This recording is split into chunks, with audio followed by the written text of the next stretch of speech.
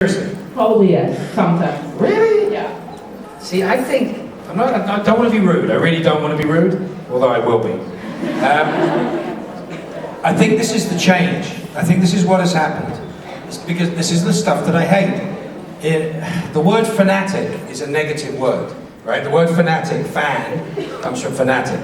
Fanatic implies people who are particularly crazy. It implies a lack of judgment. Really, if you think about the word, it implies that. You think, but to put fanatic into context, or fan into context of what we are, right? Because we're all fans of something. So I've said before, I don't trust people who aren't fans of something.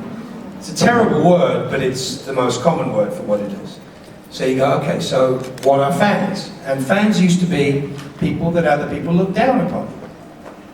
You know, there are people in, my God, there's people in shows that you love, shows that you guys love, and lots of people love, that don't understand what fans really are and what the power of fandom really is. Hey. So, I think it has such a negative context, and that's because it was always the us and them. It was always us and them. And fans never had a voice in television. They never had a voice in anything. Maybe in comic books, perhaps, because fans were the only people that purchased comic books. So maybe they had a say in what comic books were popular. But as soon as everything started to come together, fans' voices started to be heard. And once we're not watching 3 TV channels, right, or 2 TV channels in some countries, and we start to pick and choose what we want to watch, suddenly the fan becomes very important.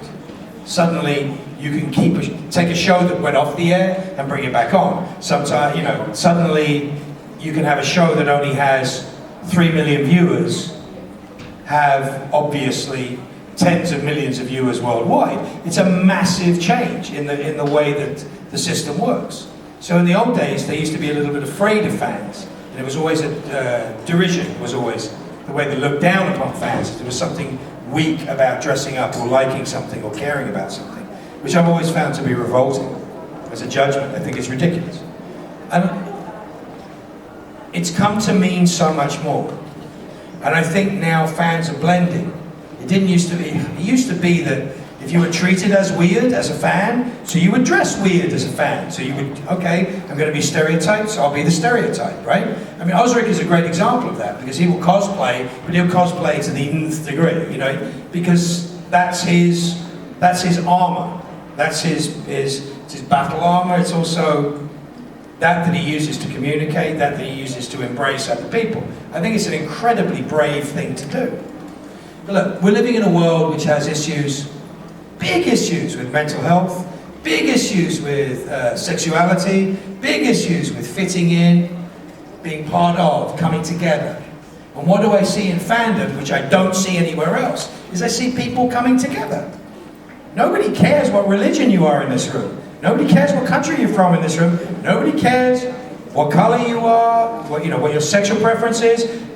Nobody gives a damn about any of that in this room. Well, they might, but in general they don't. It's not the #1 priority, which is what it seems to be outside these rooms, right? Here, the #1 priority is love, is coming together, is kindness, is all the things that we're looking for in the outside world, and we don't find it most of the time. So this is a unifying force. So when you're running a TV company, or you're running a network, or you're running a studio, you look and you go, my God, this is a lot of people. This is a lot of people with a lot of money.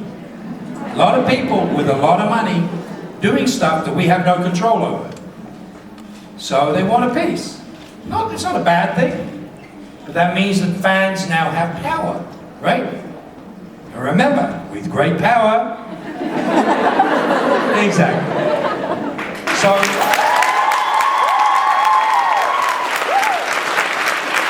have to remember, like, I love and I'm proud of my fellow actors. My fellow, Misha does things that most people should aspire to do, as far as charity work and as far as who he is and where he puts himself in the world. I'm so proud of him. Same as with Jensen and Jared and so many of my co-stars and so many of the people that I work with. I'm so proud of what they do and what they put their name on and the energy that they put into it. But what makes us so proud is the fact that you guys come in behind that and take it and put it somewhere else. You guys give it a force, and you guys give it a monetary value, a physical value. So you guys give it energy, you guys give it power, and you guys give it love. And you do things like build hospitals, build schools, and do things that change the world, one piece at a time, one brick at a time. You know, I have a son who's diabetic and has celiac disease. Fans raised money for his camp. A lot of money, a shitload of money. More money than they were getting, you know, normally. It's a powerful force, right? Nobody's forcing you guys to do it. We come together, and it tends to be that the tone, right? The tone is love and caring. So I love that. I think that's the most wonderful thing. I think if you're new to this, this is not a bad lifestyle convention. This is, no, you never know. But you will make friends here. You will, whether you want to or not. If you stick around, you will make friends. You are genuinely not alone. You are not, you don't have to be alone. You might not want to talk to anyone here, but you're not going to be alone. The thing about it is, it's a very special energy that's here. It's not judgmental, it's not, I don't think it's dangerous. I rarely see bad things going on here. Rarely. Very, very occasionally. People outside this genre and this world look and go, isn't it a bit scary? Don't fans do weird things? I'm like, what fans do weird things? The worst things the fans do is say stupid shit. That's the worst things that they do.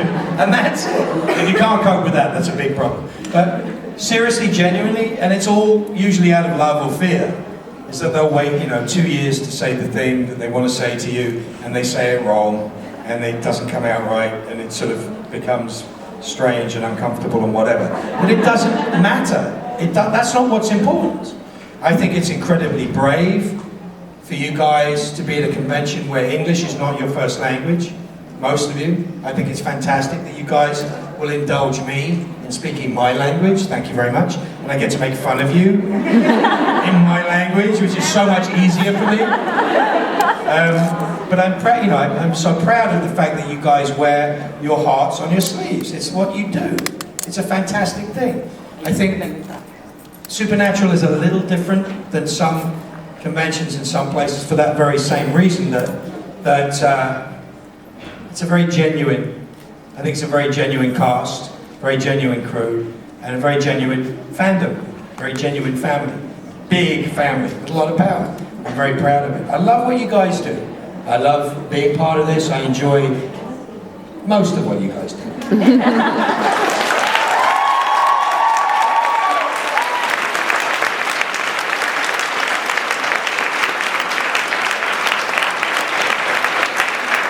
Thank you.